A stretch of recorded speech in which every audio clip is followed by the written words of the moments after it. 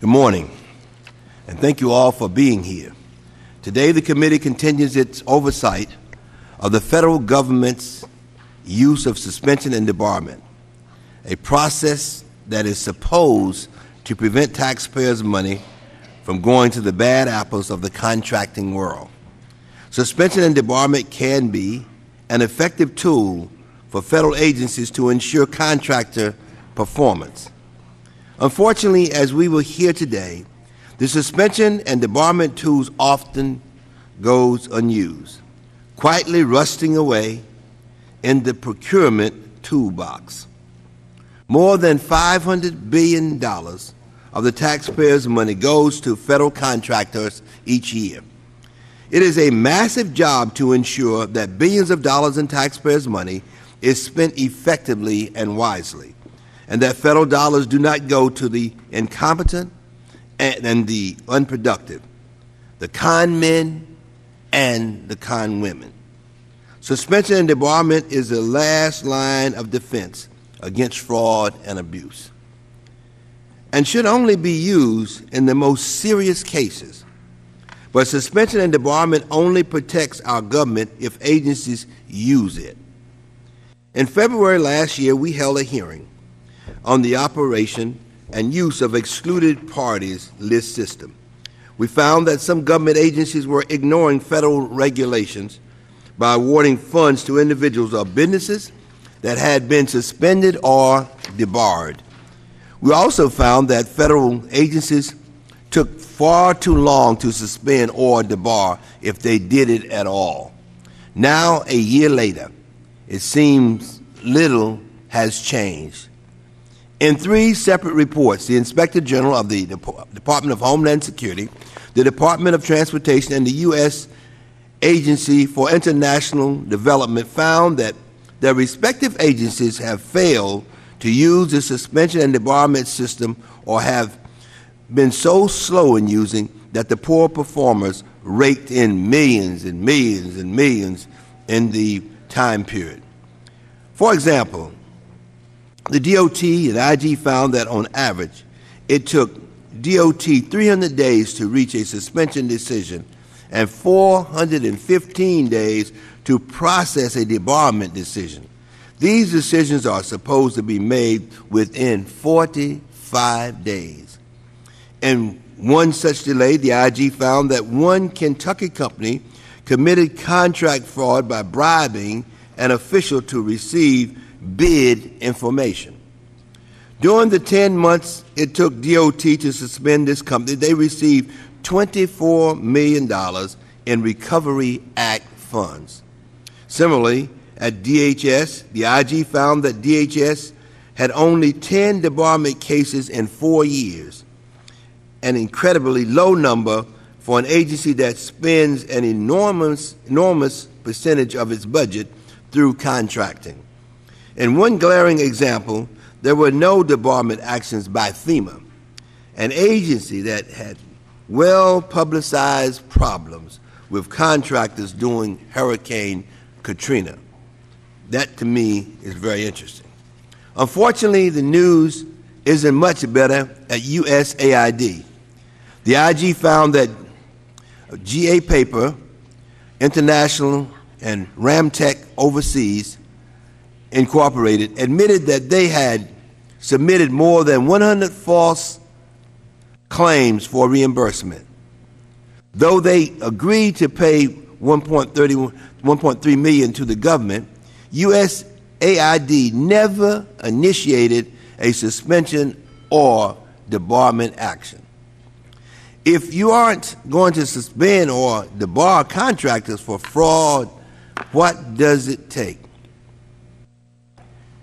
As the old saying goes, fool me once, shame on you. But fool me twice, shame on me. In this case, shame on our government for being fooled over and over and over again by the same contractors. It is way past time for agencies to suspend and debar bad actors and for agency managers to aggressively enforce this process. As I've said before, and I want to emphasize today, I'm not against contracting or contractors. I am against weak management and poor contractor performance. I know that responsible contractors and the witnesses today share this view as well.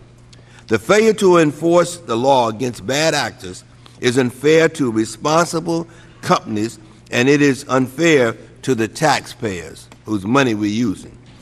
I look forward to hearing from both management and the IGs about what can be done to address this problem. I will now yield to the ranking member of the committee from California, Congressman Issa, for his opening statement. Thank you, Mr. Chairman, and thank you for holding this hearing.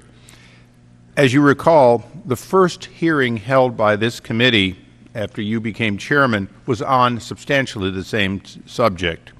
I will ask today that you join me in a letter asking for the GAO to update their findings so that we can look forward to not only having new facts, but in all likelihood, new enforcement.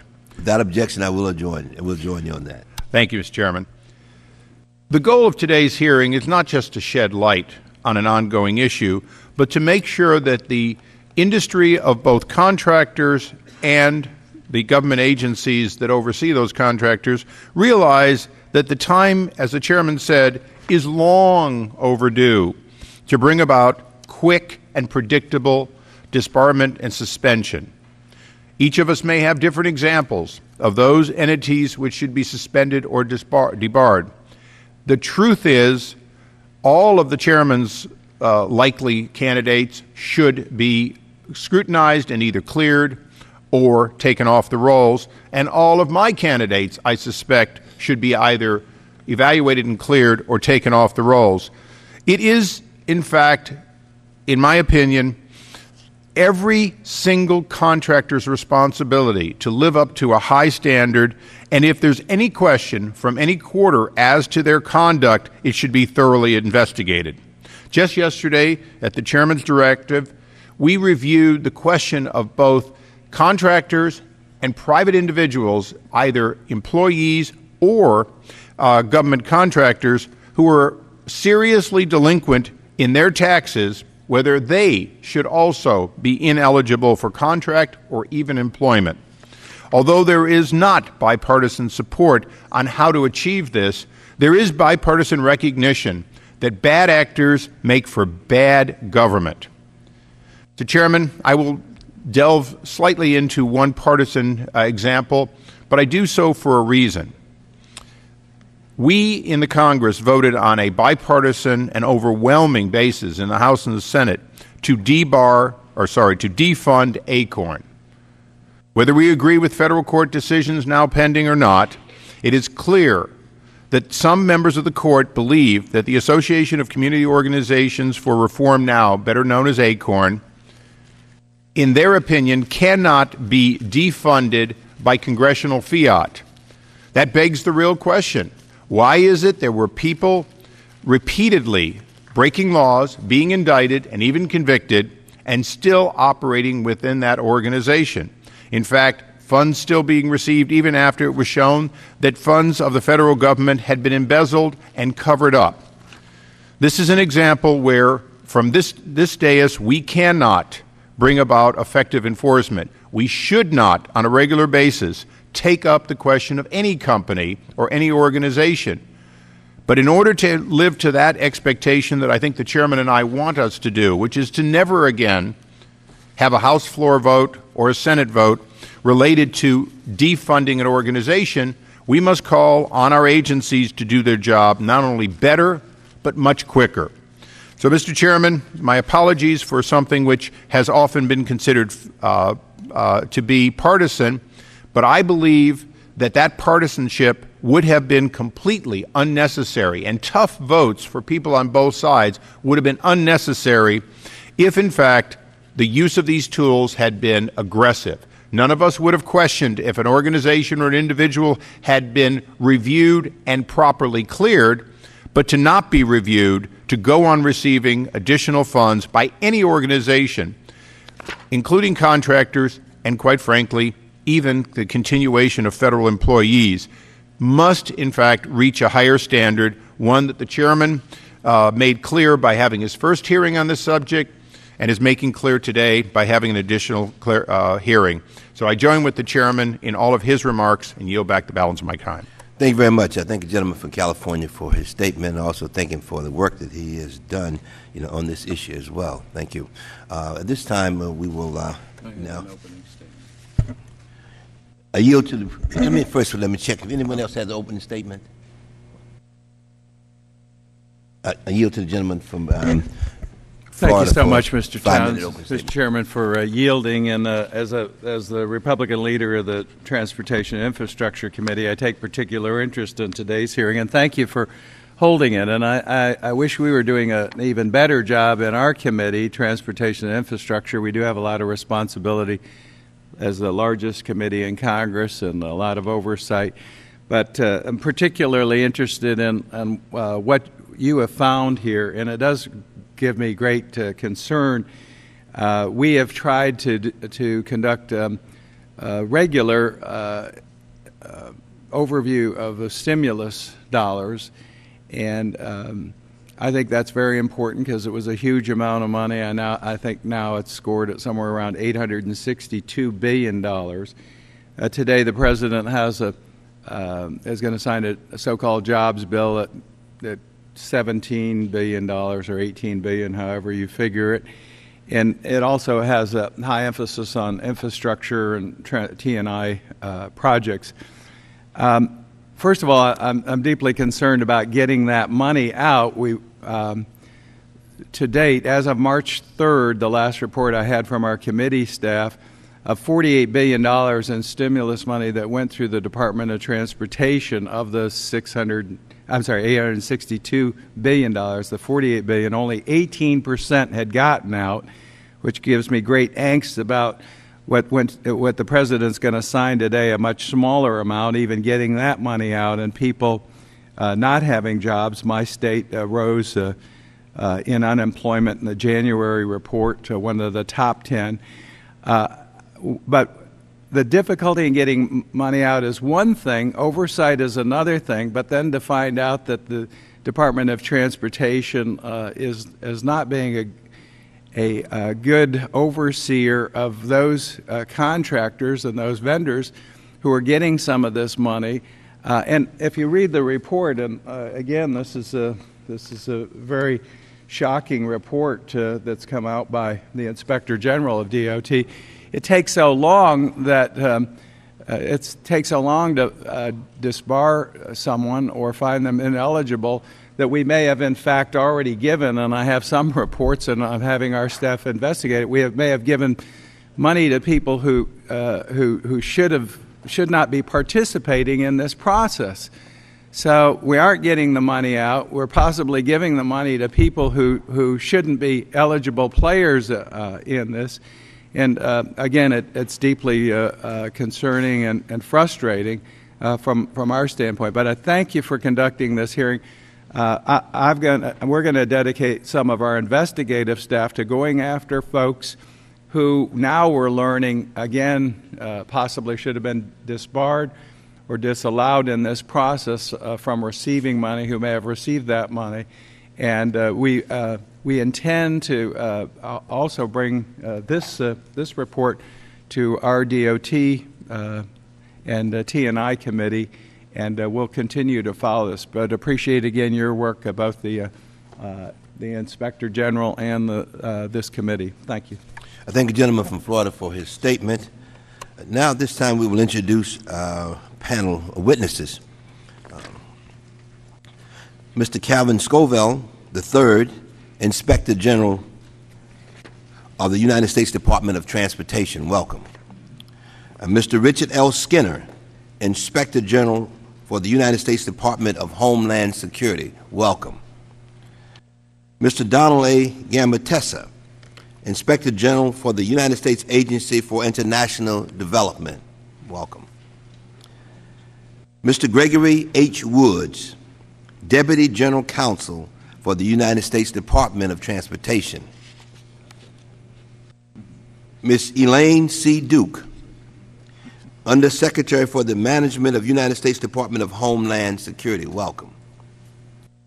and Mr. Drew W. Luton III, Acting Assistant Administrator for the Management United States Agency for International Development.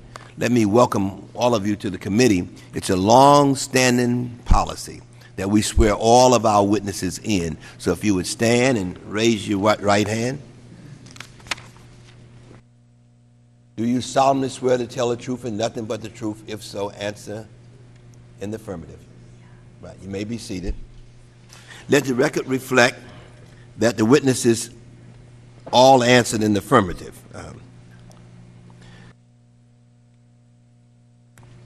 I would like to just go right down the line.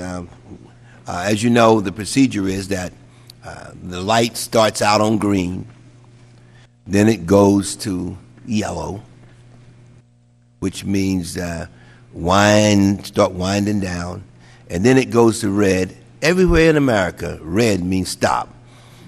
So, Mr. Scoville, why don't we start with you, and then we'll come right down the line with keeping that in mind.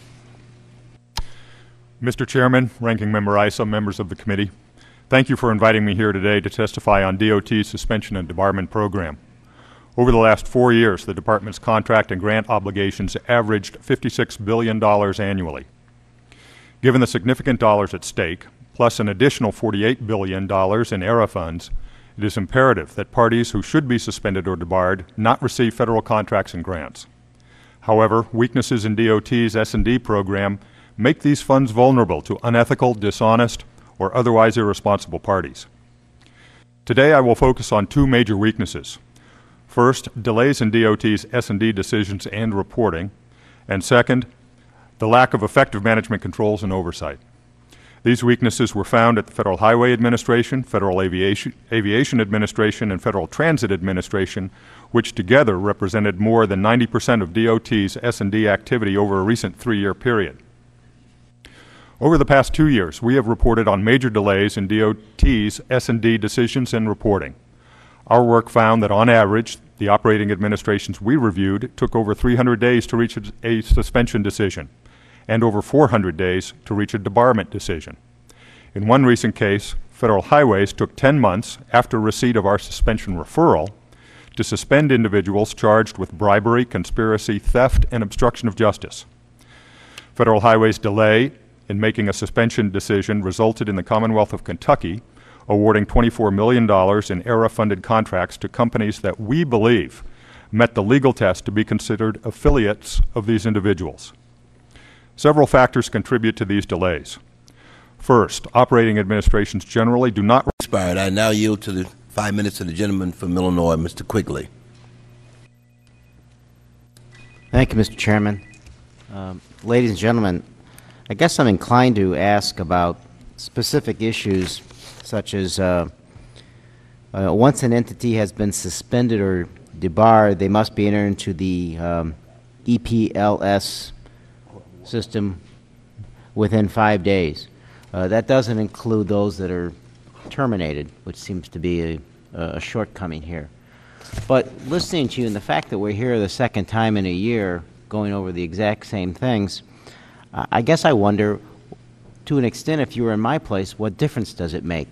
You begin to get the impression that the agencies, if they don't like something, they're not going to do it anyway. They're not going to file data within the prescribed period. They're not going to pursue issues on a timely basis. And here's my personal favorite. Department procurement officials characterize the process as being too resource-intensive, punitive, and negatively impact the size of the contractor pool. That's my favorite. We want a large pool, so even if we have inept performance. You know, one of the things that the Inspector General's report says, and I'm going to quote from the report, the Department is reluctant to apply the policies and procedures against poorly performing contractors. Department procurement officials characterize the suspension and debarment process as being too resource-intensive, punitive, and as negatively impacting the size of the contractor pool, and that the agency prefers to use what the Inspector General called other administrative remedies.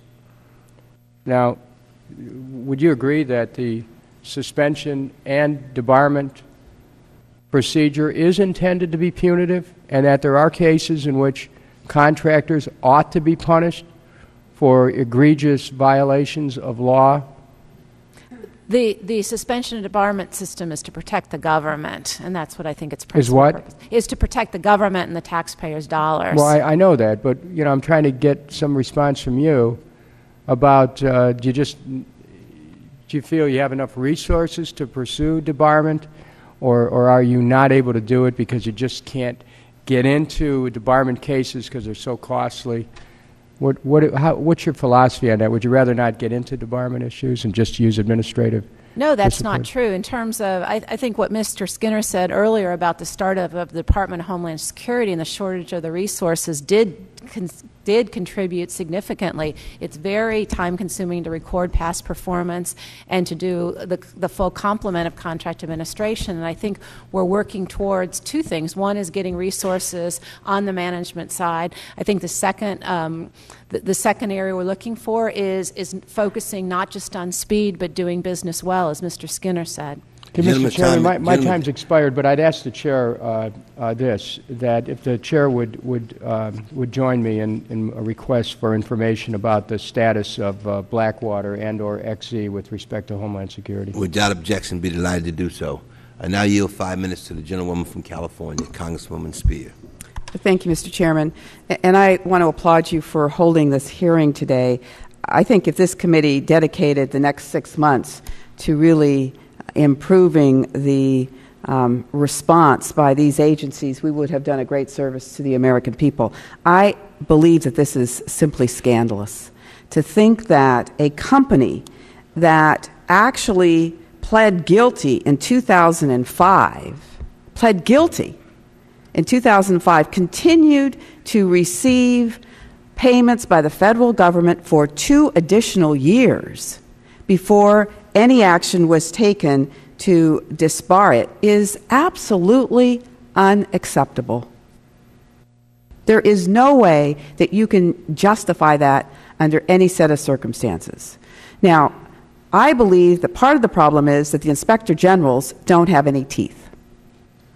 I think, based on what I've heard today, you make recommendations, and the various agencies can take you up on those recommendations or not take you up on those recommendations. For instance, Mr. Luton said that he agreed with most of the recommendations by the Inspector General, but not all of them. So I have a question for you, Mr. Gambitesa. What recommendations did they not embrace? And do you think that those recommendations should be embraced? And if so, what should we do about it? Thank you. Obviously, we think all the recommendations should be embraced, or we wouldn't have made them. The 3 that they hadn't reached management decision on so far had to do with the restructuring of the office, establishing a permanent office, and consultation with the Oversight Board. To say that the IGs don't have teeth, well, our teeth, I think, are our ability to press the agency and forward our reports to the Congress if the agencies don't respond to final action within the allotted period of time that's required by the Inspector General Act. So I think in that way we do. We also have the ability to elevate recommendations to the head of the agency if they're not responded to. With all due respect, I mean, this is a very busy place, and we'll hold a hearing, and we'll kind of flesh it out, and we'll put a spotlight on it, and then we go about working on any number of other issues, and another year passes by, and then maybe there's another hearing. So I really believe that this committee needs to, 1, introduce a bill that requires that each of these agencies have an Office of Compliance, Disbarment, and Suspension so that they are solely focused on looking at these contractors to see if, in fact, they have complied with the law, complied with their contracts. I don't think that's going to happen otherwise. There'll be some effort made by some of these agencies to do a little bit. But unless you have someone dedicated to this function, it's not going to take place. And based on your comments, it sounds like USAID is not all that interested in complying with that recommendation. And to you, Mr. Luton, I was just in Pakistan, and I met with one of your representatives there who was bemoaning the fact that one of the contractors, a U.S. contractor, who had a large sum of money, was expected to build X number of schools. And I think the number was 30, but don't hold me to it. And in fact, over the course of the contract, they had only built 5. Now, I don't know how you rank that. Is that non-performance? Or is that circumstances beyond their control? But to me, that's non-performance. That person should no longer be a contractor with the United States of America. If this excluded party system is not even observed by the agencies, then it's not working. And we've got to come up with a better system. And that's why I think it's going to require Congress to do some of the heavy lifting here in order to have some accountability, because the inspector generals can recommend, but you can choose not to take them up on their recommendations, and you might get a slap on the hand here, but that may be the end of it. So to you, Mr. Luton, if you would just comment on whether or not you think building 5 schools instead of 30 schools has met the performance requirements. Could I, perhaps I could. I would like to comment on the comments earlier to Mr. Gambatisa. We accepted all of the recommendations that they've provided. The issue is that at the time their report was issued, we immediately agreed to take 9 recommendations and needed to go make some management decisions on how to implement the remaining 3. So we've completed action on 6, and the action on the remaining 6 are in process. Well, let me interrupt you. In your testimony, you said, as such, management agreed with the majority of OIG's 12 recommendations offered through the audit process. That's what you said in your testimony, your sworn testimony this morning. Okay, then that's in error. That was the written testimony. Is it? No, I'm I did? Okay. Right. We are acting on all of them, and the 6 have been completed. We have taken the steps to establish a separate unit to focus specifically on contractor and grantee compliance and oversight that will improve our work with the EPLS system, as well as engage better with the interagency to gather more information and do compliance oversight better. And we take this very seriously. On Pakistan, I would have to go and get specific information. The security conditions in Pakistan and Afghanistan are big factors that may be an issue in that matter. I just don't know the details of that. But Gentlewoman's time has expired. It does sound like it's clearly something that needs to be looked at from a performance perspective. Yield now 5 minutes to the gentleman from California, Congressman Bill Bray. Thank you, Mr. Chairman. Ladies, gentlemen, let me just say, as a former mayor and chairman of a county of over 1 million, I take a look at this, and I just can't fathom how we'd ever allow this in local government. I mean, this is almost like the government version of too big to fail is too big to be effective or even decent. I mean, some of this stuff is just out, at a local level would just be nailed down really quick. There's not a city manager that would survive with this kind of lack of response to a problem. There's not a building inspector or a public works director that would survive 6 months with this kind of thing. And I hate to say it, it sort of really reinforces the argument of a lot of people in this town that Washington spending money has a built-in inefficiency in it that we should avoid with like the plague. Now, Mrs. Duke, when we got into Katrina, and I'm going to let you work on this because I'm going to shift over to the gentleman next to you, but I looked at Katrina, I was down there, I've got, my wife's family's from New Orleans, and we've got a place in Mississippi, and I saw the way that handled. How many people were in that fiasco of abuse and money switching and everything else? How many of them have been disbarred and restricted from access? I mean, I understand when you work with Louisiana, you've got a state half under indictment, half under water. But this thing is a federal government's responsibility, not Louisiana's responsibility. The DOJ Procurement Fraud Task Force has indicted and convicted several contractors and individuals. FEMA has not debarred anyone to my knowledge. It's been handled through the DOJ Procurement Fraud Task Force to this point. So in other words, you've got to be convicted before FEMA is going to restrict your access to any more contracts. You do not have to be convicted. I mean, there has been a conservatism that we're well, who's been restricted who hasn't been convicted by FEMA? No one to this. Okay, that's what I mean. As you may say that, but in results, it's got USAID. One of the untold stories, in my opinion, after going to Afghanistan and talking with people, is one of the great untold stories. Is everybody's talked about the for-profit abuses in Iraq under the Bush administration. No one seems to be talking about the so-called nonprofits and their abuses and their corruption in the system in Afghanistan during the Bush administration. And I think that if there was one place that this committee should be able to find bipartisan effort, is to find out why have we totally ignored the abuses of the nonprofits in Afghanistan in a time when we all are very aware of the for-profit violations in Iraq. You have any comments about the handling of those grants and those programs in Afghanistan with the nonprofits? They're subject to the same basic set of rules and approaches. I would have to get back to you separately on what actions have been taken with respect to nonprofits. Some of our suspension and debarment actions are with respect to nonprofits, but I don't have the data specifically for Afghanistan. We also work with organizations on compliance agreements. Sometimes compliance agreements are done in conjunction with investigations by the Department of Justice or actions by the Department of Justice and entered into in settlement cases. In some cases, they're done apart from a legal setting.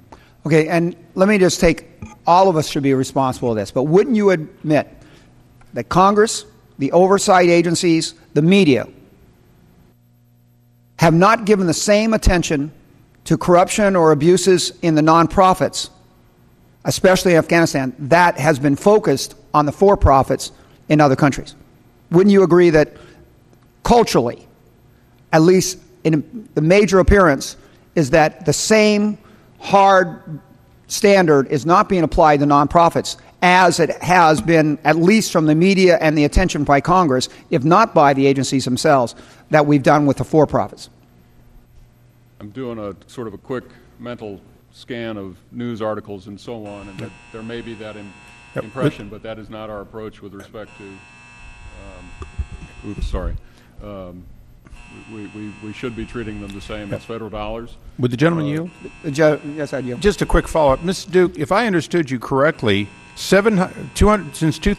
of 2007, 768 people were convicted, far more were charged, and yet FEMA has, related to Katrina, FEMA has 0 debarments. That is correct, Mr. Issa. Okay, then on behalf of the committee, why wouldn't we author a bill that created immediate and automatic debarment at the time of a conviction? You have discretion at the time of an accusation. You have discretion at the time of the indictment. But why would the chairman and I not author a bill that would simply create automatic debarment so that your failure of your agency years later, and I have 2007, but you've made it clear that you haven't done anything as of 2010, that this is not 400 days, this is 0 response. Have you any answer for why the chairman and I shouldn't simply author a bill and take it out of your hands, at least as to criminal convictions? Well, I mean, it has to be dealt with either way. I mean, we are, it is something we'll deal with. Such a bill would not be, no, I can't say anything about why. You wouldn't oppose it since obviously FEMA hasn't done anything about these 768 people who have been convicted. No, I would not oppose it at this point. Well, to reclaim my time, it sure be convenient not to have our contracts being administered out of a federal penitentiary cell, right? Gentlemen. Thank you. Gentleman's time has expired. And now you have 5 minutes to the gentlewoman from California. Thank you so much, Mr. Chairman. And since I'm just now getting here, I don't know if some of these questions have been asked, but I will go over them too. Since 1975, USAID has experienced a gradual downsizing of its staff. For instance, in 1990, USAID had nearly 3,500 people administering $5 billion a year in aid, but as of 2009, there were only 2,200 people overseeing more than $8 billion annually. And during the Secretary's confirmation hearing, Secretary of State Hillary Clinton, she highlighted this issue, stating that USAID has half the staff it used to have, while foreign aid and reconstruction efforts have been increasingly privatized.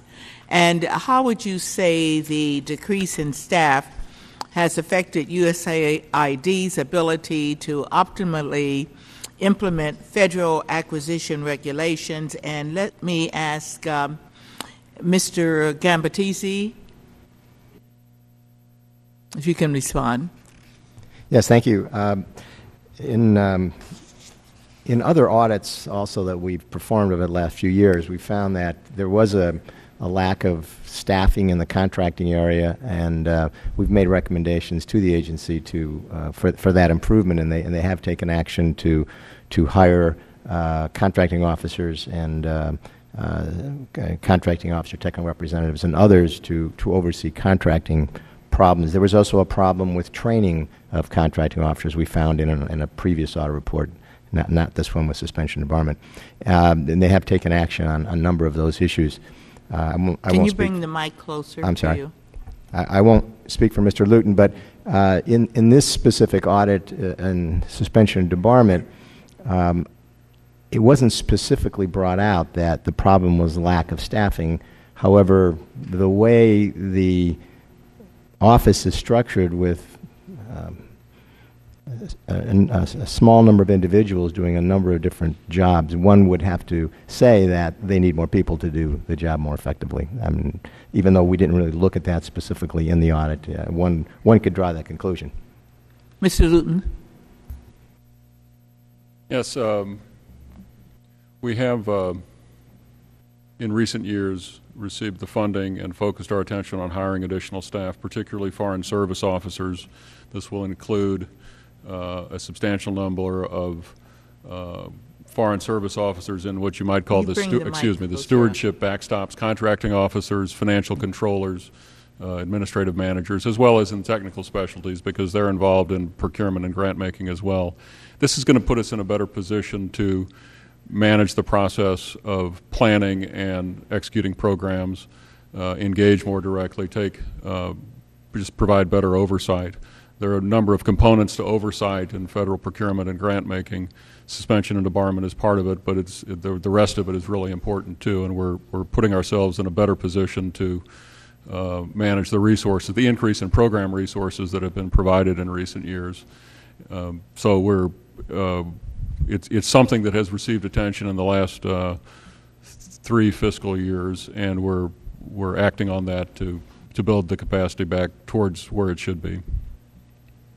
The development work that USAID undertakes in Afghanistan is critical to this administration's mission in the region, and the military alone cannot achieve long-term stability for the Afghan people. One important USAID program is the Accelerating Sustainable Agriculture Program to combat the cultivation of opium poppies and to provide long-term economic opportunities to Afghans. The program was started in November of 2006 under a $102 million contract for Chimononics I think, is it Cheminonics? Okay, International. Unfortunately, a 2008 audit reported by USAID's Inspector General revealed that the 2 years into the program's implementation, the contractor could not prove that it had fulfilled any of the program's 8 project goals. Mr. Luton, again, after the release of the IG's audit report, did USAID increase their oversight of the program, and is there documented proof that this contractor has since improved their performance? And has Cheminonics received any additional USAID contracts? If you would permit, I would like to respond separately Sure. on the Cheminonics contract. I will comment that the challenges in Afghanistan are significant, particularly security related. But if it is acceptable, we will provide you a separate response on that contract in Afghanistan and your questions. I'd like to have it in writing. And let me ask Mr. Gamba-Teza, has the Office of the Inspector General continued to review USAID's Accelerating Sustainable Agriculture Program and their contractor? Yes, we continue to do a number of oversight activities in Afghanistan, and I would have to get back to you with the specifics on that program after the 2008 audit. I know we've done some other work, but I don't have it right here with me, but I certainly can get that to you. Mm-hmm. Do you The gentlewoman's time has expired. Would you like an additional minute? Just 30 seconds. I just wanted to. Be delighted to use additional 30 seconds. Do you believe that USAID has the resources it needs to adequately monitor this contractor's and performance and the grant recipients? And that was the basis of my original question. Mm-hmm. In most of our audits, we will look at reasons why something isn't working satisfactorily. And as I said earlier, oftentimes we come up with lack of oversight by contracting officers or those responsible. There could be a lot of reasons for this, but to say they do or don't at this point is very difficult to say. We sometimes have to attribute these things to something, and it's easy to say they don't have enough people to do it, but is that always the reason? Sometimes it's lack of training, sometimes it's lack of oversight of the contractors or grantees, or sometimes it's lack of oversight by the contractors or grantees of their subs. And without getting into a specific audit, it's difficult to generally say what the problem is, but those problems all exist those problems exist in many of the audits that we have done in Afghanistan. Thank you very much. Let me, before we close out, the ranking member asked a question or raised an issue that I think that I want to sort of explore a little further. He indicated the fact that he says, what did we need to do in terms of from congressional standpoint? Did you need additional tools, he said, in order to make this work? And the reason, I want to sort of stay with this is that I remember a couple of years ago, a gentleman at the airport who indicated that he'd been in Washington working in government for 40 years. He went back to the Carter administration. He went on to tell me in terms of how long he'd been involved. And he said that there's something that we did not look at, when we come to these kind of settings and talk about, waste and fraud and all of that. He said that some contracts require people, the contractor purchasing special kinds of things. He says maybe it's a kitchen. He used an example. He says, and you buy all this equipment for this particular company, and which is paid for out of government dollars in many instances, and then they do not perform. And rather than to go to somebody else, the fact that you've invested all this money in this particular item, that you say, well, we will ignore their behavior because it will cost us too much to move to somebody else at this particular time. Is this an issue? let me go right down the. Is this a problem in any way? Does this kind of thinking go into it as a reason why sometimes there's not movement? Cost benefit of debarment. Yeah. The cost benefit of debarment. That's what we're really talking about.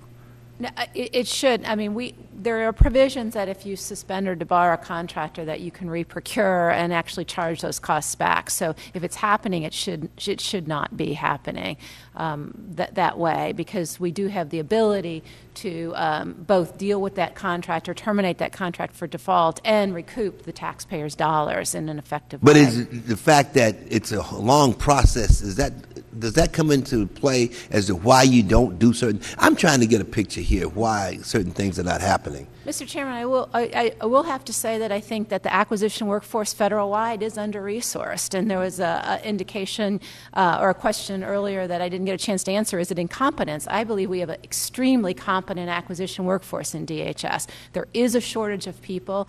In the 80s and 90s, we cut the acquisition workforce and increased contracting dollars, and we're suffering from that. The department and our appropriators have helped us to start to recover, but I think we and the federal government are digging themselves out of a hole in that whole area, and not just on suspension and debarment, but about effectively managing contractor performance in general. Anyone? Mr. Chairman, as you said, this is suspension and debarment is the last line of defense. I think within the Department of Transportation, we're actively trying to keep fraud from happening before you get to this. For my information, for example, we only had 24 or so suspension or debarments during the course of 2008. But that doesn't mean that we're not focused on stopping fraud before people enter into contracts. For this, I think that so 24 of the number of contracting actions that we're involved in is a relatively small part of our activity. What we need to do is focus more attention on that last line of defense, in addition to all the steps that we've been taking up to that point. And to answer your question, I think that your involvement in this process, along with the effective oversight of our Inspector Generals, has been very helpful in helping us to sustain management oversight of the program. Mr. Luton, yeah. Sorry, out of order here. I don't think that the concerns about taking action and then needing to reprogram or reprocure are behind the delays or behind the weaknesses in the approach to suspension and debarment. I think it's been lack of focus. I think it's been lack of resources devoted specifically to suspension and debarment, and that's why we're in the process of refocusing and resourcing the effort. I do absolutely agree with Ms. Duke's comments that the federal procurement workforce is solid, but the volume of dollars that have gone through federal contracts and grants in recent years has escalated dramatically, and the infrastructure, the human infrastructure and the systems infrastructure to keep up with that has not caught up yet. So that's the overarching issue. Suspension and debarment is a portion of that, and specific to this hearing, we're going to do our part to focus our efforts on better suspension and debarment activities.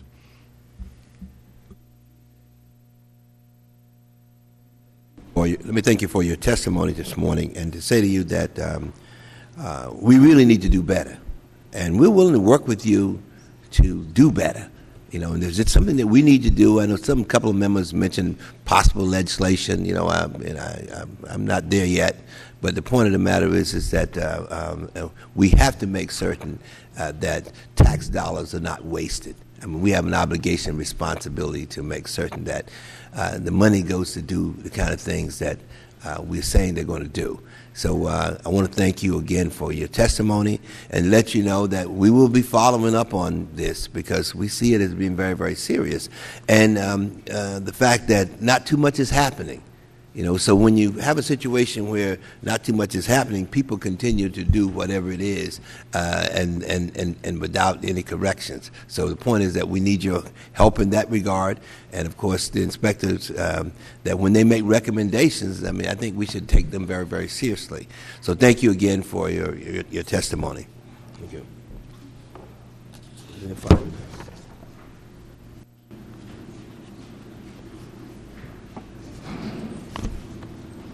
Committee will adjourn for 2 minutes. Yes.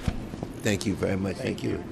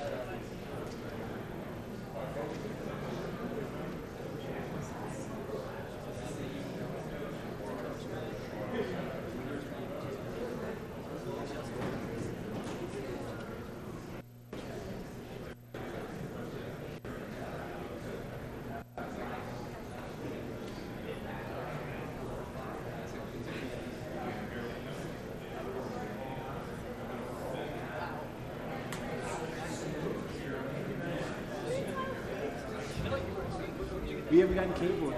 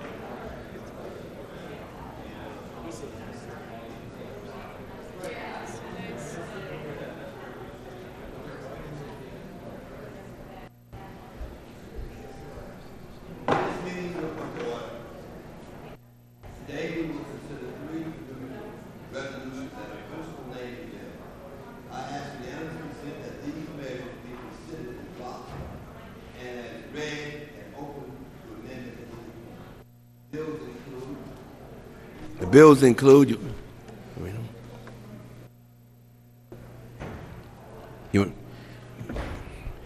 H. Con Res. 244, introduced by Representative Phil Gingrey of Georgia. This measure expresses support for the goals and ideals of the National Day of Recognition for Long-Term Care Physicians. I have a manager's amendment at the desk that makes some technical changes to this resolution, and I ask unanimous consent that this amendment be adopted and considered as the base text. Without objections, so ordered. H. Res. 1040, introduced by Representative Vic Snyder of Arkansas. This bill honors the life and accomplishments of Donald Harrington for his contributions to the literature in the United States. H. Res. 1174, introduced by Representative Lynn Woolsey of California. This measure supports the goal and ideals of National Women's History Month. H.R. 4840, introduced by Representative Patrick Tabiri of Ohio. This measure designates the facility of the United States Postal Service located at 1979 Cleveland Avenue in Columbus, Ohio, as the Clarence D. Lumpkin Post Office. These are all worthy measures, and I urge their adoption. Does the ranking member have any comments on these great ideas and great naming of these institutions by these outstanding members of the United States Congress? Yes, I do, Mr. Chairman. Mr. Chairman, I'd like to thank you for holding this business meeting, and we have reviewed the postal namings and resolutions as amended and find that they meet the requirements of the committee. I would like to put particular emphasis on a rather thoughtful one, H. Res. 1040, authored by Vic Snyder.